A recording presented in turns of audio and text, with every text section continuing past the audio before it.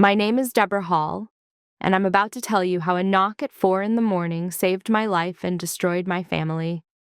But first, you need to understand something about me. For 32 years, I was invisible, the middle daughter nobody remembered, the one who didn't matter. And that invisibility? It turned out to be my greatest weapon. It was 4:02 a.m. when the pounding started. Not the gentle knock of a neighbor needing sugar. This was urgent, desperate, the kind of sound that makes your heart slam against your ribs before you're fully awake. I grabbed my robe and stumbled to the door, my hands already shaking. When I opened it, my neighbor David Chen stood there. In 2 years of living next door to this man, we'd exchanged maybe 20 words. He kept to himself, was always polite, but distant. Now he stood on my doorstep, his face pale in the porch light, his breathing uneven like he'd been running. "Don't go to work today," he said, his voice low and urgent. "Don't call anyone. Don't tell anyone. Just trust me. At noon, you'll understand everything." I stared at him, my mind trying to make sense of the words. Work. He was talking about Hall and Associates, the family real estate development company where I'd worked for 8 years, the company where my mother was CEO, the company where, according to everyone in my family, I was lucky to even have a job. "What are you talking about?" I asked, my voice barely above a whisper. "David, what's going on?" He glanced over his shoulder, scanning the dark street as if checking for someone watching. "I can't explain right now, but your grandmother, she made me promise. If this day ever came, I had to warn you." He met my eyes, and I saw something there I'd never seen before. Fear, real bone-deep fear. "Please, Deborah, stay home, lock your doors, and whatever you do, don't go to that office." Before I could ask anything else, he turned and walked quickly back to his house. He didn't look back. I stood there in my doorway, the cold October air cutting through my thin robe, watching him disappear. The street was silent. Dawn was still an hour away, and nothing made sense. Let me tell you how 32 years of being invisible taught me to see everything everyone else was hiding. I went back inside and sat at my kitchen table, David's words echoing in my head. "Your grandmother made me promise. My grandmother Elena had died 6 months ago. She was the only person in my family who'd ever really seen me, the only one who'd made me feel like I mattered. At her funeral, while my mother Victoria gave a dramatic eulogy about what an inspiration she'd been, I'd stood in the back, invisible as always. But before she died, grandmother had left me something. A safety deposit box key hidden inside her Bible, with a note that said, 'When you're ready to see who they really are, use the key.' I'd been too afraid to use it, too afraid of what I might find, too afraid of rocking the boat in a family where I was already barely holding on. Now, sitting in my kitchen at 4:30 in the morning, I pulled out my phone. I had 17 missed calls, all from my mother, all from the last hour. My hand started shaking again. My mother never called me, not unless she needed something. I scrolled through my work emails on my phone. There it was. An emergency board meeting scheduled for noon today. The subject line made my blood run cold. Addressing internal theft and necessary personnel action. And there, in the body of the email, was my name. Deborah Hall, Senior Accountant, primary subject of investigation. My chest tightened. I read it again, the words blurring as panic set in. Theft. Investigation. My name. I'd worked at Hall and Associates for 8 years. I'd put in 70-hour weeks, brought in major clients worth $12 million, saved the company hundreds of thousands through careful accounting, and I'd never been promoted, never been given a raise beyond the annual 3% cost of living adjustment, never been acknowledged in company meetings, while my older sister Simone, The golden child had been made VP of marketing at age 28, despite doing nothing but posting on Instagram and taking credit for my work. And now they were investigating me for theft. I called my office line and got voicemail. I called my direct supervisor, voicemail. I called my father's cell phone. It rang once, then went to voicemail, like someone had declined the call. That's when I knew. David was right. Something was very, very wrong. For a moment, I just sat there, my phone in my hand, feeling something I hadn't felt in years. Pure, paralyzing fear. What if I was wrong? What if there actually was something in those financial records that made me look guilty? What if 8 years of documentation wasn't enough? What if being invisible had made me miss something obvious, something they could use against me? I looked around my small kitchen, the apartment I'd rented with my own salary, the life I'd built quietly, carefully, without asking my family for anything. What if I was about to lose it all because I'd trusted the wrong people?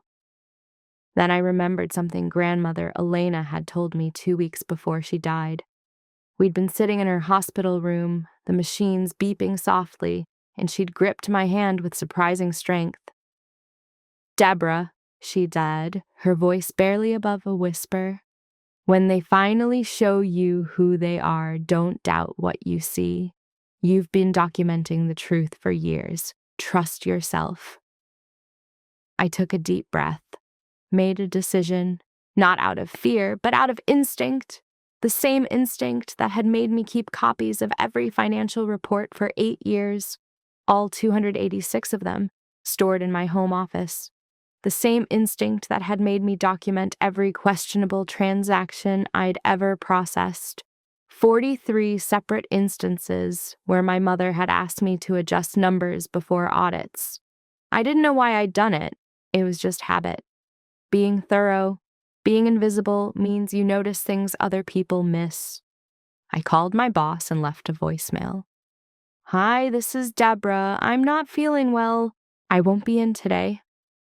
My voice was steady, calm, like I was just calling in sick for a normal day. It was the first sick day I'd taken in 8 years.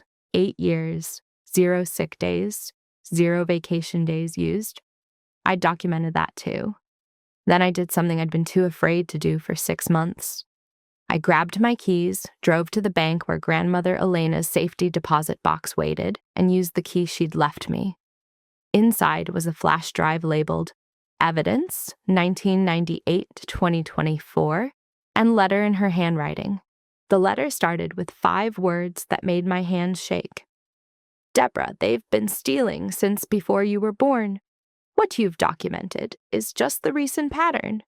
This flash drive contains everything: bank records, falsified contracts, wire transfers to offshore accounts, 26 years of fraud totaling $14.3 million.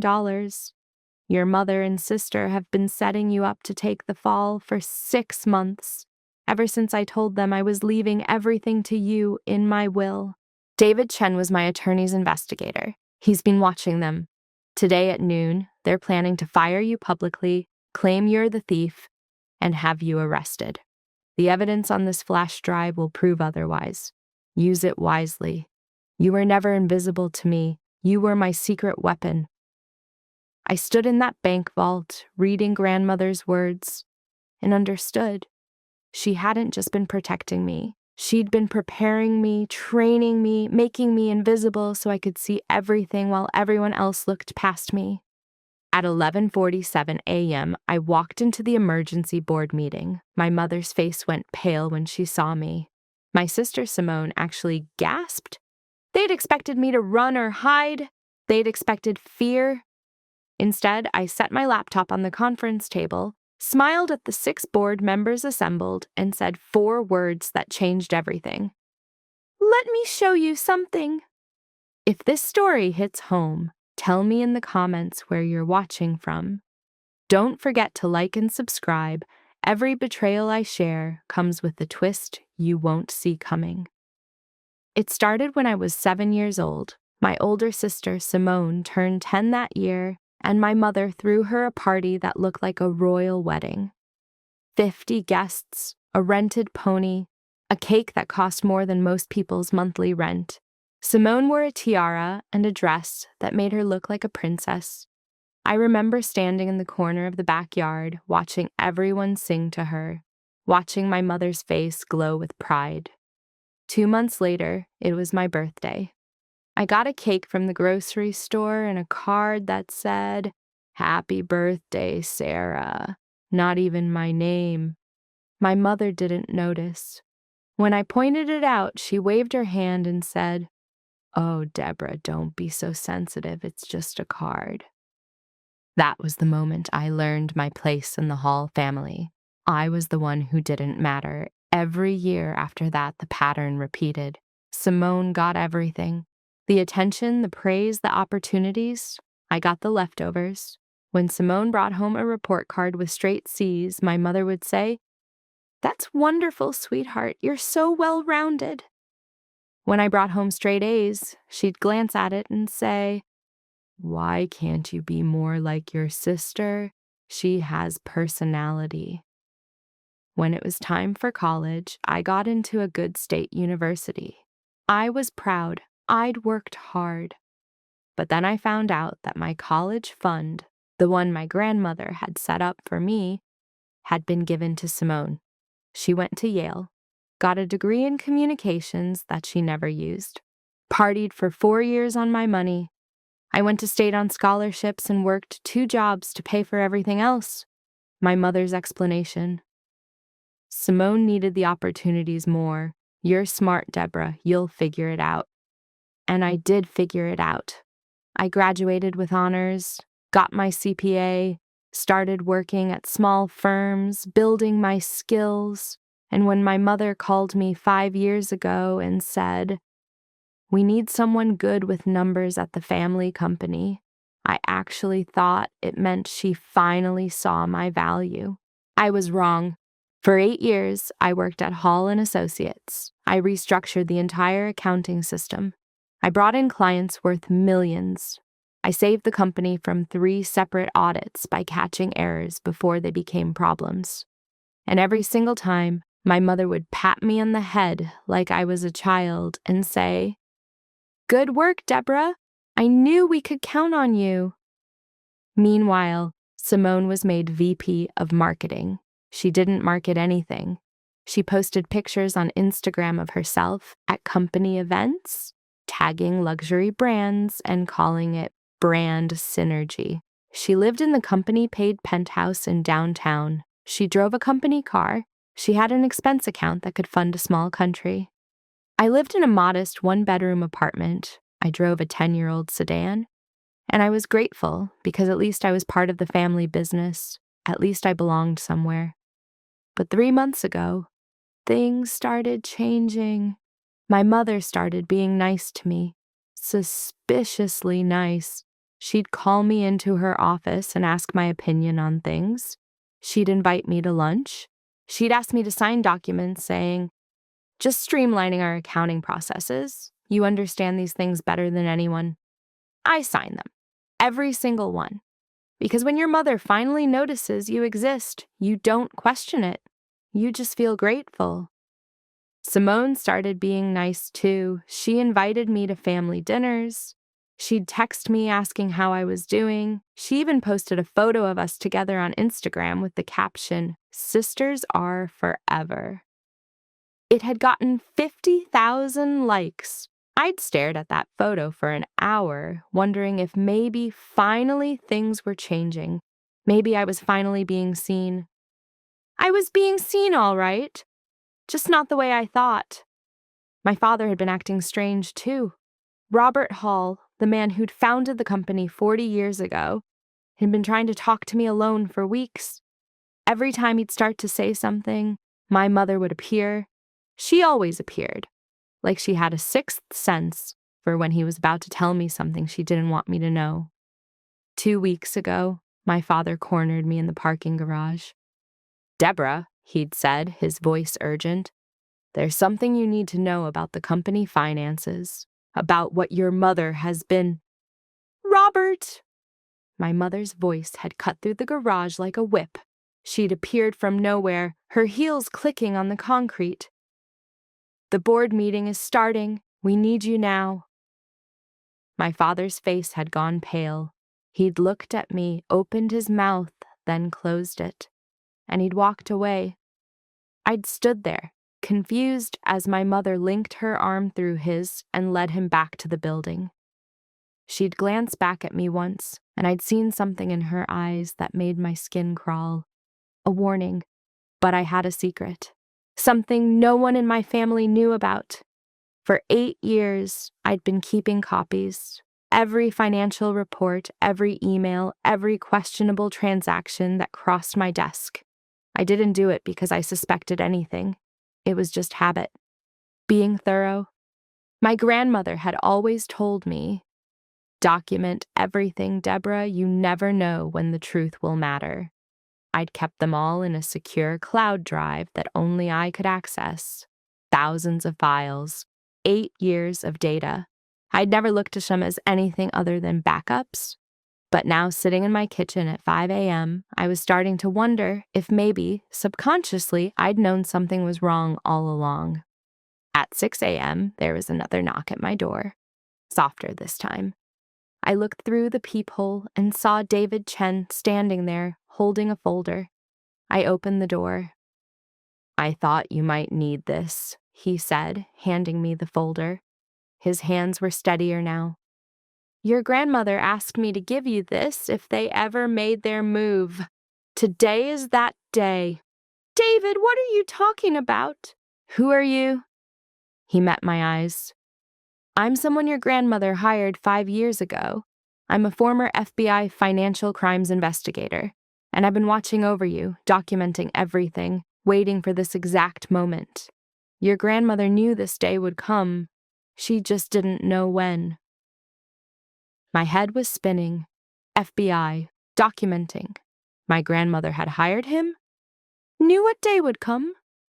The day your mother tried to destroy you, he said quietly. Open the folder, Deborah. You need to see what they've been planning. Inside the folder were printed emails. Emails between my mother and my sister. The dates went back 3 months, right when they'd started being nice to me. From Victoria Hall to Simone Hall Prescott. Phase 1 complete. She's signed all the authorization documents. Make sure you're extra sweet to her over the next few weeks. We need her completely unsuspecting. From Simone to Victoria. Done. Posted that sister photo? She practically cried. God, she's so pathetic. This is almost too easy. From Victoria to Simone. Remember, when this goes public, you're devastated. Betrayed by your own sister. Play it up for the press. Your Instagram following will skyrocket.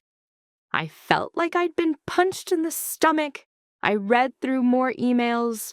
Plans to frame me for embezzlement. Plans to have me arrested.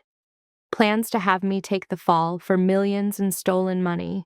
Money my mother had been stealing for years. Why? I whispered.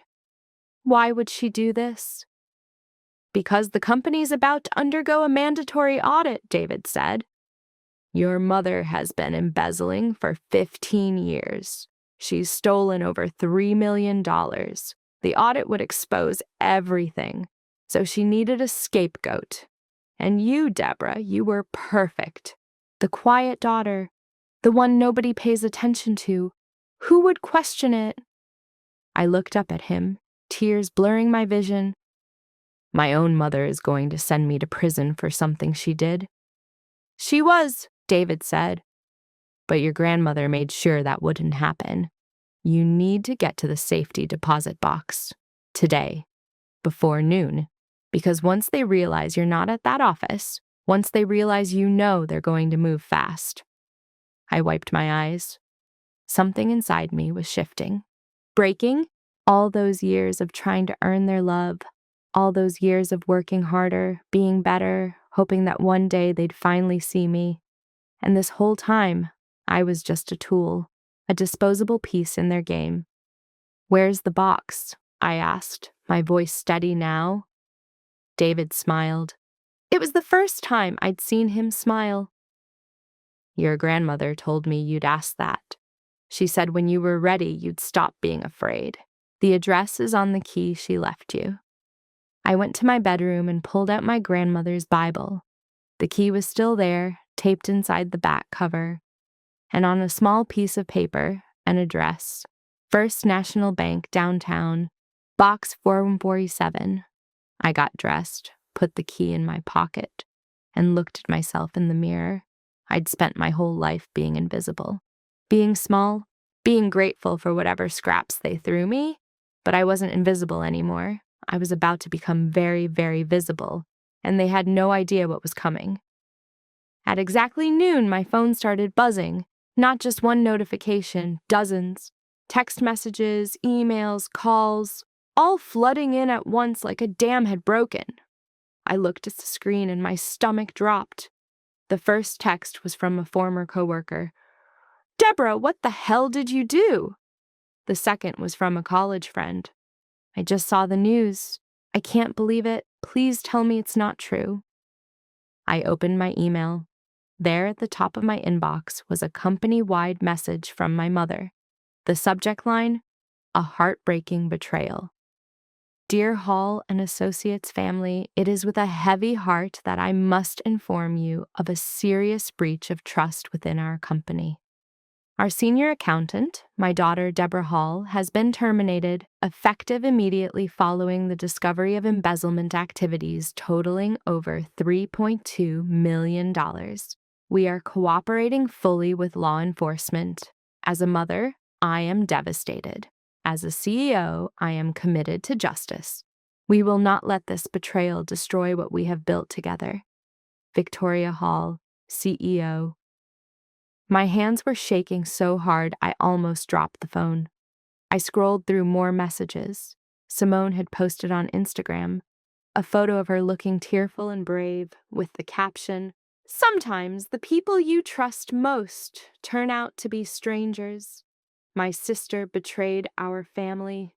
I'm heartbroken, but I stand with justice. Family betrayal. Pray for us." It had 200,000 likes in 20 minutes. I opened my banking app. My account was frozen. Every penny I had, locked. I checked my company email. Access denied. My apartment lease, paid through the company, had a termination notice posted to my door when I looked outside. I had 30 days to vacate. They'd destroyed my entire life in the span of an hour. My phone rang. An unknown number. I answered, my voice barely working. "Hello?" "Ms. Hall, this is Detective Morrison with the Financial Crimes Division. We have a warrant for your arrest. I need you to turn yourself in at the downtown precinct by 3 p.m. today." My vision blurred. "I didn't do anything." "Ma'am, we have significant evidence. Multiple document authorizations with your signature, transfers to accounts in your name. Your cooperation will be noted by the judge." "Those aren't my accounts. I never authorized those transfers." "I've been framed." There is a pause. "That's what they all say, Ms. Hall. 3 p.m. Don't make us come find you." He hung up. I sat there, the phone still pressed to my ear, trying to breathe. This was it. This was their plan. Destroy my reputation publicly so that even if I tried to fight back, no one would believe me. Frame me so completely that the truth wouldn't matter. I thought about my options. I could run, disappear, but where would I go? I had no money, no resources, no one to help me. I could turn myself in, let them arrest me. But once I was in custody, I'd be at their mercy. And my mother had proven she had no mercy, or I could fight back. I grabbed my keys and the folder David had given me. I drove to my parents' house, the house I'd grown up in, the house where I'd spent my entire childhood trying to be good enough, the house that had never felt like home. When I pulled up, there was a news van in the driveway. A reporter was setting up a camera. I parked on the street and walked up to the front door. The reporter spotted me and started shouting questions. "Ms. Hall, did you steal from your family? Do you have a statement?" I ignored her and knocked on the door. My mother answered. She was dressed perfectly, makeup flawless, expression carefully arranged into concerned sadness. Behind her I could see Simone, also dressed for the cameras. "Deborah," my mother said, her voice dripping with false sympathy. "Sweetheart, we're here to help you through this illness, this mental breakdown you're obviously having." The camera was rolling. She was performing. "Illness," I said, loud enough for the camera to hear. "You mean the $3.2 million you embezzled and framed me for?" My mother's expression froze for just a second, just long enough for me to see the real her underneath the mask. Then she recovered, shaking her head sadly. "Darling, you're confused. You're not well. We want to help you." "I have proof," I said. "I have every email, every document, every transaction you've hidden for 15 years. Simone appeared beside my mother, her face arranged in fake concern. "God, Deborah, just stop. You're embarrassing yourself. Just take the deal, plead guilty, do your time, and maybe we'll put money on your books in prison. We're still family." Something inside me snapped. Not broke, snapped into place, like pieces of a puzzle finally forming a picture I could see clearly. "You're not my family," I said. "Family doesn't frame each other. Family doesn't steal from each other. Family doesn't throw each other away like garbage." My mother's mask slipped completely. Her voice went cold, dropping the act. "You have no proof. And even if you did, who would believe the family disappointment over me? I built this company. I am Hall and Associates. You're just the boring daughter nobody remembers."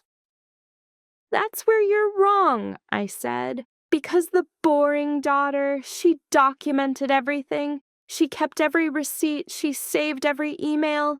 And she inherited something you didn't know about." For the first time, I saw fear flicker across my mother's face. "What are you talking about?" "Grandmother's will," I said. "The real one, not the one you showed everyone.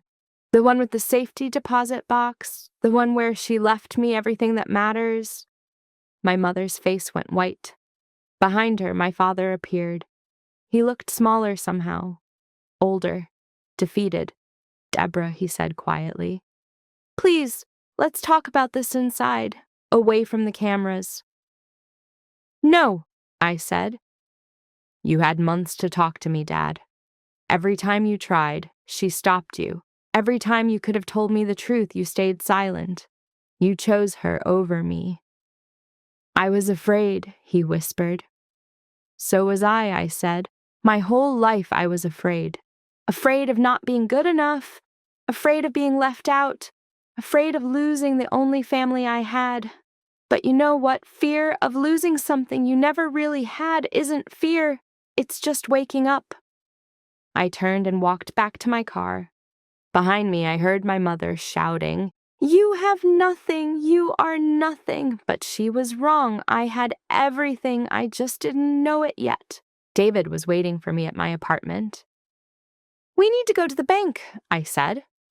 "Now." He nodded. "I've been waiting for you to be ready." As we drove downtown, David explained everything.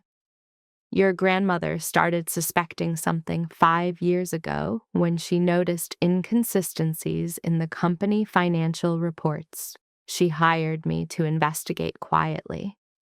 What I found was 15 years of systematic embezzlement by your mother, millions of dollars siphoned into offshore accounts. And when your grandmother confronted her, your mother threatened to destroy the company unless she stayed silent." "So grandmother stayed silent?" "No," David said. "She got smarter. She documented everything I found. She moved her assets. She changed her will.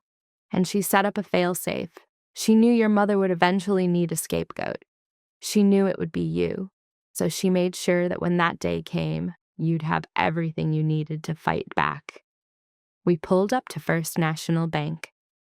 "Everything in that box," David said, "is your weapon.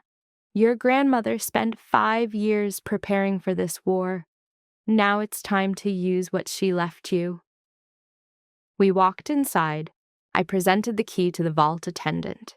She led us to a private room and brought out box 447. It was bigger than I expected, heavy. When I opened it, I understood why. Inside were files, dozens of them, 20 years of financial records, all meticulously organized. Offshore account numbers, transfer receipts, emails printed and dated, recorded phone conversations transcribed and notarized, a complete, irrefutable record of every dollar my mother had stolen. But that wasn't all. There was a legal document, grandmother's real will, and there, on page 3, I read words that changed everything.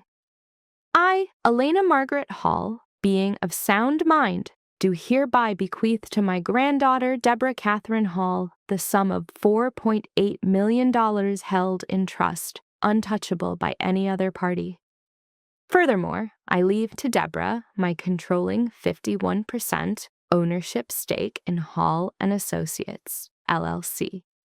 This stake was never owned by my daughter Victoria, though she has acted as CEO under my authority. That authority is now transferred entirely to Deborah. I read it 3 times, 4 times. My hands were shaking again, but not from fear, from power.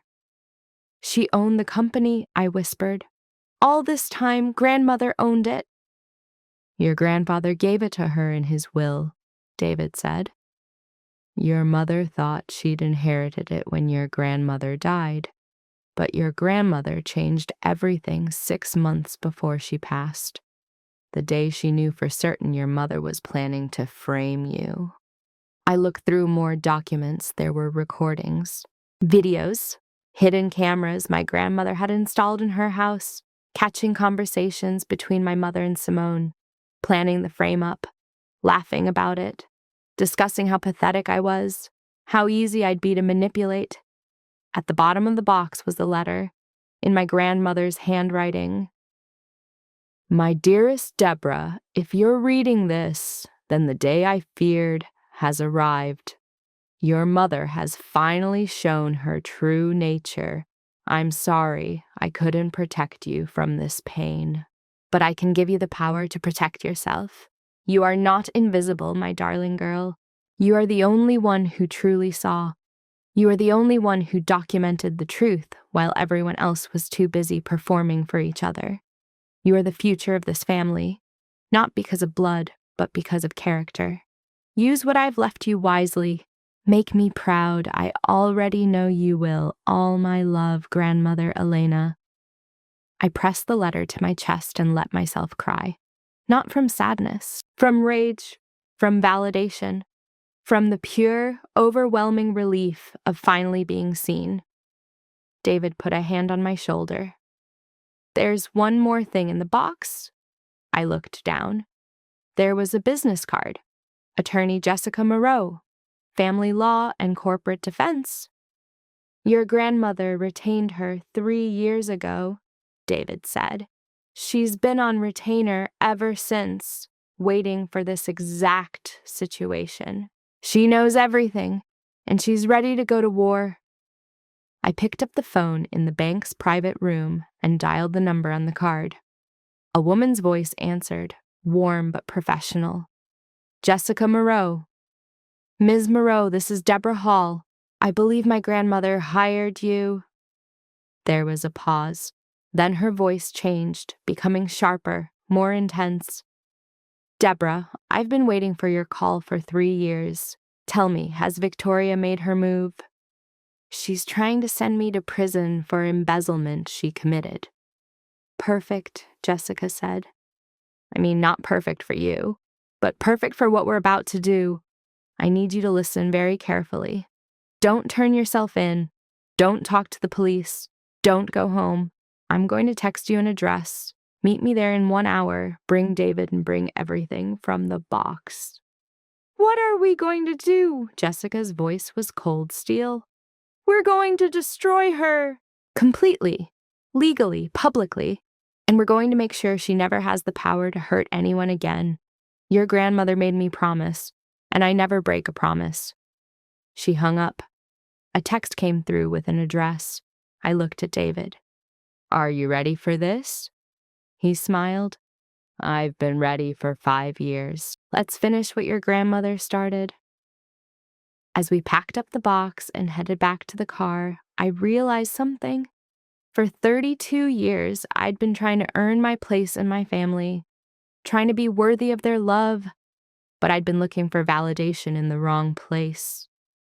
My grandmother had seen me all along, had valued me all along, had believed in me enough to wage a secret war on my behalf. I wasn't invisible.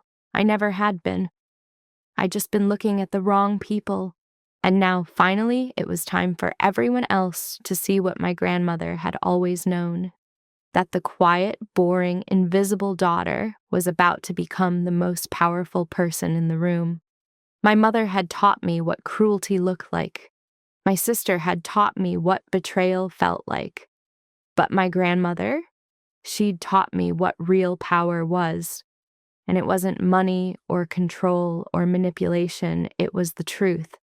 And I held all of it in my hands. Attorney Jessica Moreau's office wasn't what I expected. It was in a converted warehouse downtown, sleek and modern with floor-to-ceiling windows overlooking the city. When David and I arrived carrying the box from the vault, a woman in her 40s met us at the door. She was striking, with silver-streaked dark hair and eyes that looked like they could see through lies. "Deborah," she said, extending her hand. "I'm Jessica. Your grandmother spoke about you constantly. She said you were the only one in your family with integrity. Looking at what you've brought me, I'd say she was right." We sat in her conference room, and I spread out everything from the safety deposit box. Jessica went through it methodically, her expression growing sharper with each document she reviewed. "This is remarkable," she said finally. "Your grandmother built an airtight case. We have 15 years of documented embezzlement with clear paper trails. We have recordings of your mother and sister planning to frame you. We have your grandmother's will proving you own a 51% of the company. And most importantly, we have proof that you were never an authorized signatory on any of the accounts where the stolen money was deposited." "So I can prove I'm innocent?" Jessica's smile was fierce. "Innocent? Darling, we're going to do better than that. We're going to prove you own the company your mother has been stealing from. We're going to prove she committed securities fraud by acting as CEO without actual ownership authority. We're going to prove she conspired to commit witness tampering and false imprisonment by framing you. By the time we're done, your mother won't just lose her reputation. She'll lose everything." "How fast can we do this?" "We start now," Jessica said. She pulled out her phone and made a call. "Tom, it's Jessica. Remember that Hall and Associates case I've been building for 3 years? It's time.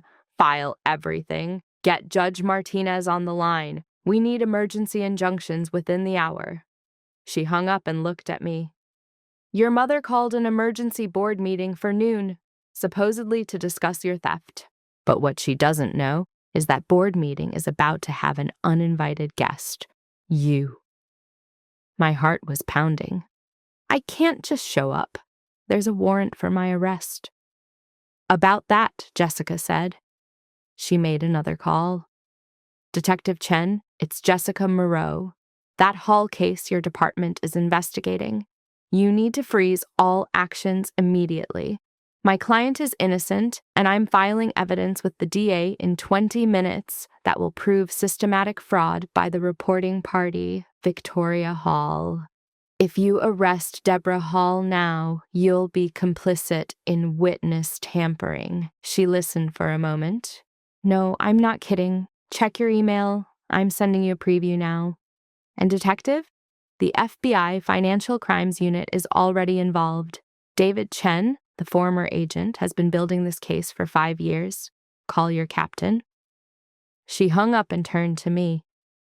"The warrant will be suspended within 30 minutes pending investigation, but we can't wait that long. We need to get to that board meeting before your mother can do more damage." "What if she's already told them I stole the money?" "Then she's already committed securities fraud," Jessica said, "because she claimed to the board that she's the majority owner investigating theft by an employee. But you're not an employee, you're the actual majority owner, which means every statement she's made in that capacity is fraud. Every decision she's made, every vote she's taken, all of it, void." The pieces were falling into place. "So when you show up," Jessica interrupted, "with the real ownership papers, with proof of her embezzlement, with recordings of her planning to frame you, she won't just lose the company, she'll be arrested on the spot." David spoke up. "The FBI is ready. They've been waiting for Elena's signal for 3 years. When we walk into that building, they'll be right behind us." I looked at both of them. My grandmother planned all of this? Jessica's expression softened. "Your grandmother loved you more than you knew. She came to me 3 years ago and said, 'My daughter is a narcissist who's destroying my family's legacy. My granddaughter is the only one with integrity. When I'm gone, Victoria will try to destroy Deborah. I need you to make sure that when that day comes, Deborah has everything she needs to fight back and win.' She spent 3 years building this case, documenting everything, moving her assets, changing her will. She did it all for you." I felt tears on my cheeks. "I never got to thank her." "She knew," Jessica said. "She told me, 'Deborah will try to thank me, but she doesn't understand yet. She's been thanking me her whole life by being exactly who she is.' That's all I ever wanted." We arrived at Hall & Associates at 2:45 p.m. The board meeting was scheduled for 3 p.m. There were news vans in the parking lot, cameras trained on the building. The reporter from earlier spotted me getting out of Jessica's car and started shouting, "Ms. Hall, are you turning yourself in?" Jessica stepped in front of me. "Ms. Hall is here to attend a board meeting of a company she owns. Anyone who interferes with her legal right to attend will face legal action." We walked through the lobby. Security tried to stop us. Jessica handed them a legal document. "This is an emergency court order granting my client access to these premises as majority owner. If you impede her access, you're in contempt." The security guard's face went pale. He stepped aside. We rode the elevator to the top floor, the boardroom. My heart was hammering so hard I thought everyone could hear it. David stood on one side of me, Jessica on the other. We could hear voices from inside the conference room. My mother's voice, loud and confident. "I assure you, the board, that this unfortunate situation with my daughter will be resolved quickly. She's clearly had some kind of mental breakdown. We're pursuing both criminal charges and a psychiatric evaluation." Jessica looked at me. "Ready?" I nodded. She opened the door. The conference room went silent. 12 board members sat around the table. My mother stood at the head, presenting a PowerPoint about internal theft and family betrayal. Simone sat beside her, dabbing at her eyes with a tissue for effect. My father sat at the far end, staring at his hands. My mother's face went from shock to rage in seconds. "What is she doing here? Someone call security." "Security let us in," Jessica said calmly, walking to the center of the room. "Because Ms. Hall has every right to be here." "More right than you, actually, Victoria." "I'm the CEO," my mother hissed. "This is my company." "No," I said, my voice steady. "It's not." I walked to the head of the table, forcing my mother to step aside. David placed the box on the table. I pulled out my grandmother's will and held it up for everyone to see. This is Elena Hall's actual last will and testament, properly notarized and legally binding. In it, she bequeaths to me her 51% controlling ownership of Hall and Associates. My grandmother, not my mother, has been the majority owner for the past 40 years. My mother has been acting as CEO under her authority. That authority has now passed to me. The board members erupted in confused whispers. My mother's face had gone completely white. "That's impossible, Sue," she whispered. "Mother left me the company." "No," I said. "She left you a job, and you're fired." Jessica stepped forward. "I'm Jessica Moreau, representing Deborah Hall. We have requested an emergency session of this board to address systematic fraud, embezzlement, and conspiracy to commit false imprisonment." She began placing documents on the table: bank records, transfer receipts, offshore account statements, all with my mother's name on them.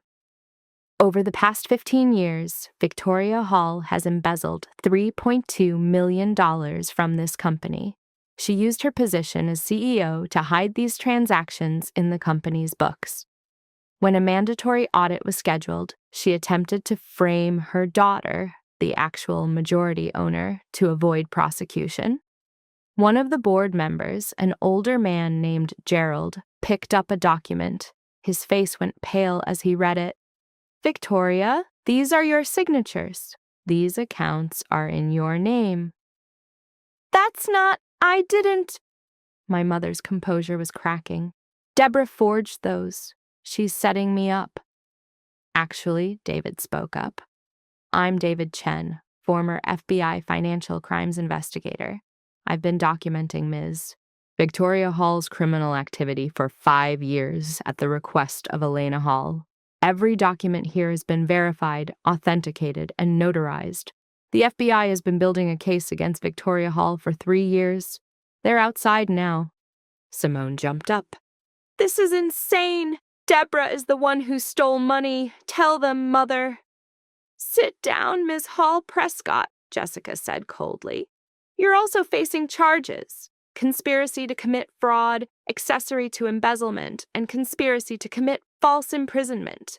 We have recordings of you and your mother planning to frame Deborah." She pressed play on a laptop. My mother's voice filled the room, clear and unmistakable. "Phase 1 complete. She signed all the authorization documents. Make sure you're extra sweet to her. We need her completely unsuspecting." Simone's voice. "God, she's so pathetic. This is almost too easy." The board sat in stunned silence. My mother gripped the edge of the table, her perfectly manicured nails white with pressure. "You can't do this," she said, her voice breaking. "I built this company. I made it what it is." "You stole from this company, whoa," I said. "You destroyed lives, manipulated people, and when you got caught, you tried to destroy your own daughter to save yourself."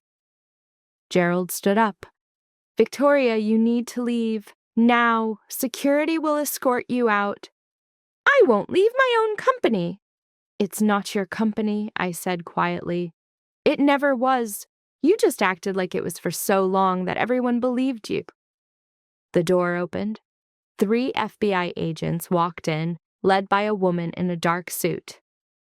"Victoria Hall, Simone Hall Prescott, you're both under arrest for conspiracy to commit fraud, embezzlement, and attempted witness tampering." My mother's legs gave out. She collapsed into her chair, her face a mask of disbelief. No, this can't be happening. I'm Victoria Hall. I'm somebody."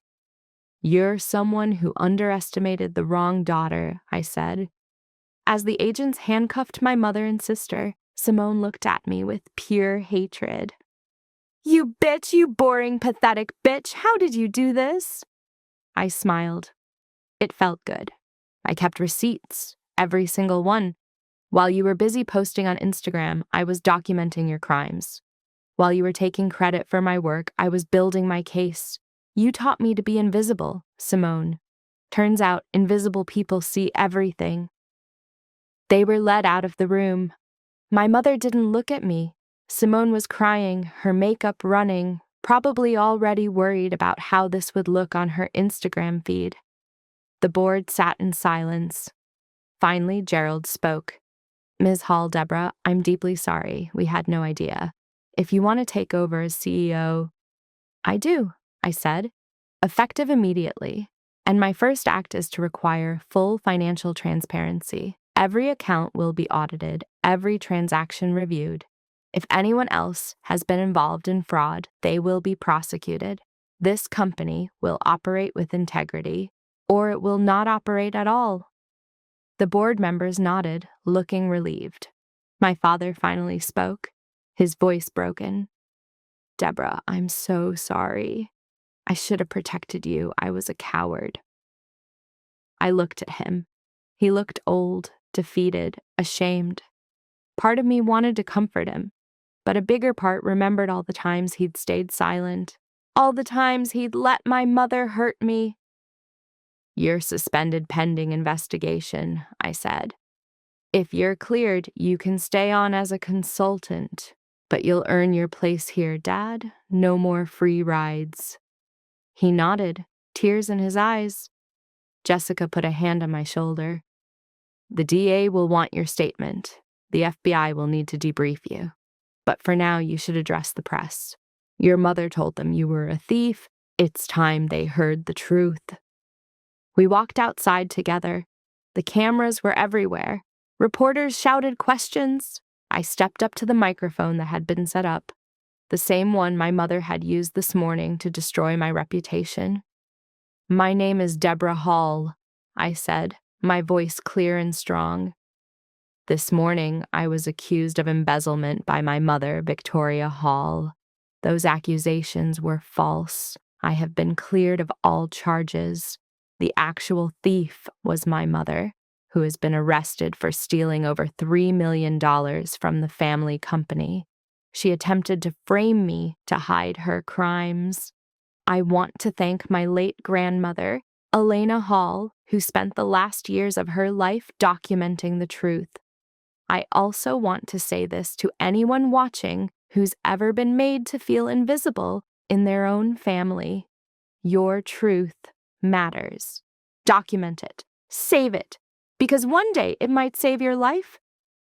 The questions came at me like bullets, but Jessica stepped in. Ms. Hall will answer more questions once the investigation is complete. Thank you. As we walked back to the car, my phone started buzzing. Social media was exploding. The story was everywhere, and the narrative had completely flipped. I wasn't the villain anymore. My mother was. Simone's Instagram had been flooded with comments calling her a fake, a fraud, a criminal. Her follower count was dropping by the thousands. My mother's carefully crafted reputation was destroyed in hours, and I was just getting started. The trial took 6 months. In that time, my life changed in ways I never imagined possible. The media couldn't get enough of the story. Golden Child Gone Wrong. How one daughter stole millions and framed her sister. The headlines wrote themselves, but I refused most interviews. I didn't need revenge through publicity. The truth was enough. Victoria Hall was sentenced to 15 years in federal prison for wire fraud, embezzlement, securities fraud, and conspiracy. The judge had been particularly harsh, noting that she'd violated every principle of family trust and corporate responsibility. She showed no remorse at sentencing. She stood there in her orange jumpsuit and said, "I built that company. They'll realize what they've lost." She still didn't understand. She'd lost nothing. She'd never had anything real to begin with. Simone got 5 years for conspiracy and accessory after the fact. Her Instagram account was permanently banned for fraudulent content.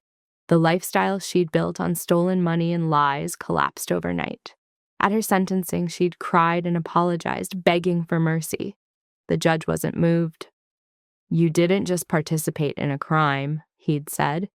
You actively mocked your victim on social media. You used your platform to humiliate someone who was innocent. There are consequences for that. The company recovered.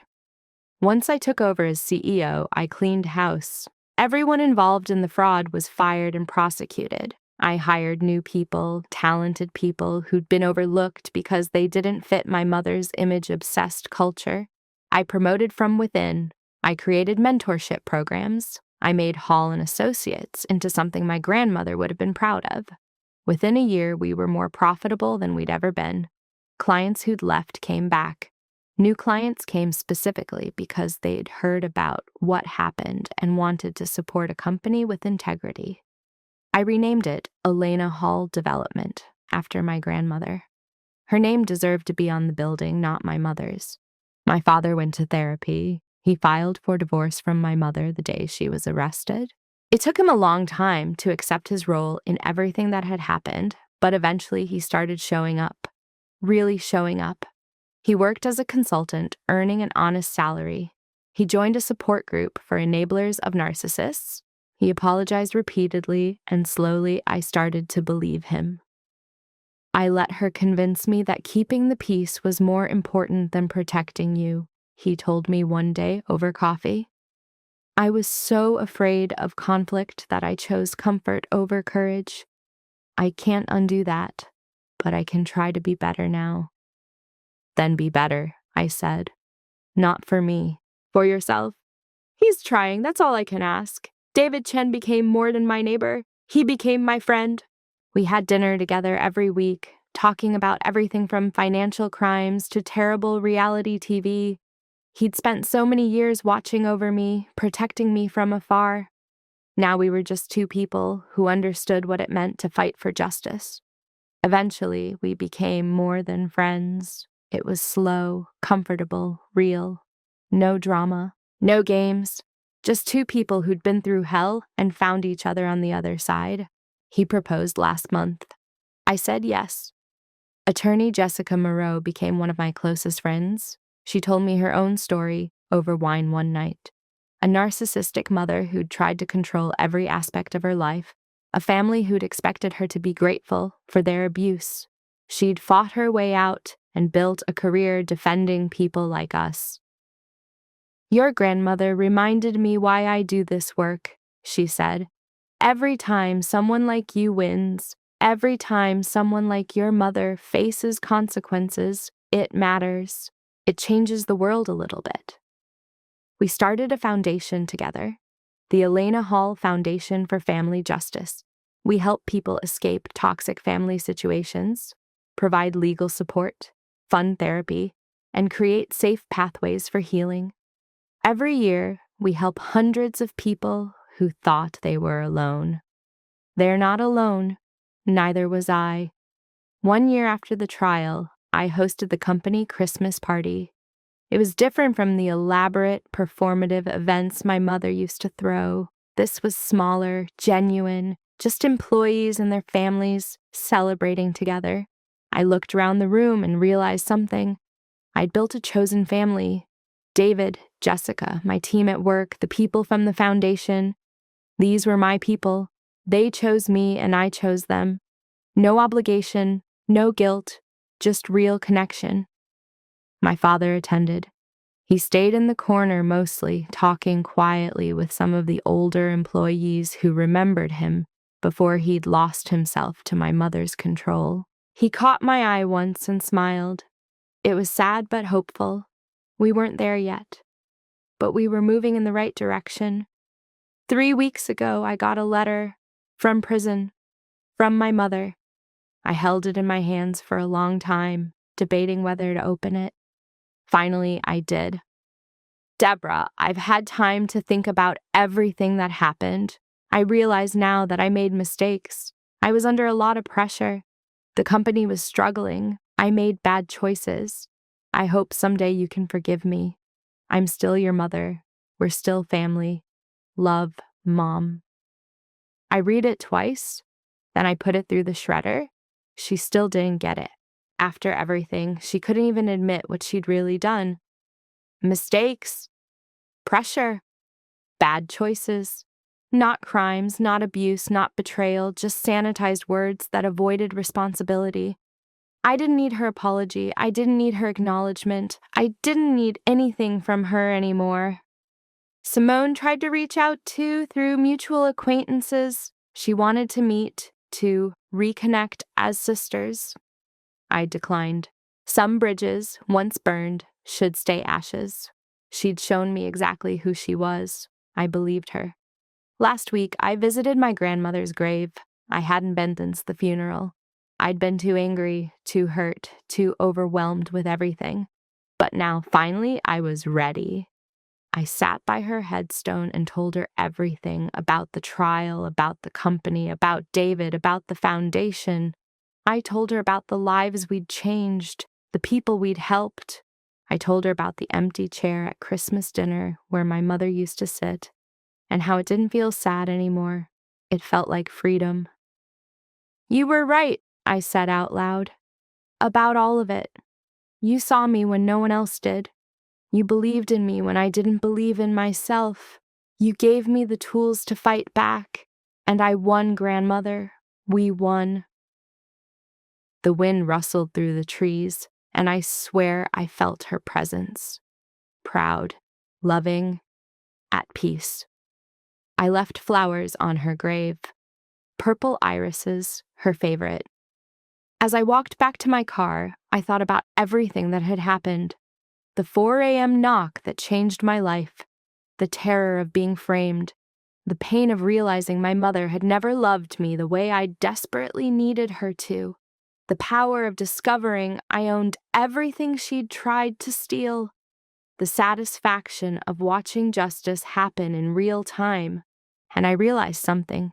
The best revenge isn't just living well. It's living honestly, authentically, surrounded by people who see you, value you, and choose you every single day. My mother taught me what cruelty looked like.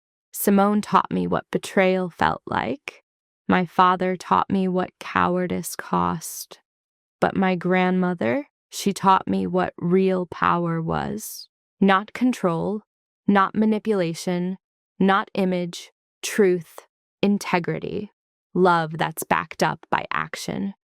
For 32 years, I thought being invisible meant I didn't matter. Turns out being invisible meant they never saw me coming. They never saw me documenting everything. They never saw me being patient, being thorough, being exactly who I was while they performed for each other. And when the moment came, when they finally made their move, I was ready. Not because I'd been planning revenge, but because I'd been living with integrity all along. And integrity, it turns out, is the best armor you can wear. If you've ever been the invisible one in your family, the one they underestimated, the one they thought they could use and discard, I want you to know something. You matter. Your truth matters. Your story matters. Don't let anyone convince you that keeping the peace is more important than protecting yourself.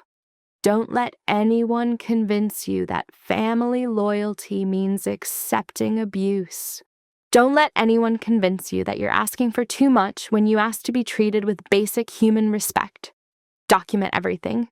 Trust your instincts. Find your people. And when the moment comes, and it will come, stand up and fight back. Not with violence, not with cruelty, with truth. Because at the end of the day, the truth is the most powerful weapon you have. My name is Deborah Hall. I'm 32 years old. I'm the CEO of Elena Hall Development. I'm engaged to a good man who sees me. I have real friends who choose me. And I have a purpose, helping other people escape the same trap I was in. I spent my whole life trying to earn love from people who were never going to give it.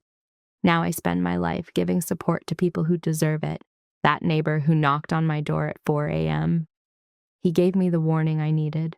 But my grandmother, she gave me everything else. The evidence, the inheritance, the power, the lesson that love isn't just words, it's action. And sometimes the best thing the people who hurt you can do is underestimate you one last time. Comment below and tell me where you're watching from. Tell me your story. Because I see you. The invisible ones, the underestimated ones, the ones who keep receipts and remember everything and quietly document the truth while everyone else performs. Your day is coming, and when it does, you'll be ready. Subscribe if you believe that the truth always comes out, even if it takes years, even if it costs you everything you thought you wanted, because what you'll gain is so much better. Yourself. The best revenge isn't living well, it's living honestly, and I've never slept better in my life. This is Deborah Hall, and this is how I took back everything they tried to steal, including myself.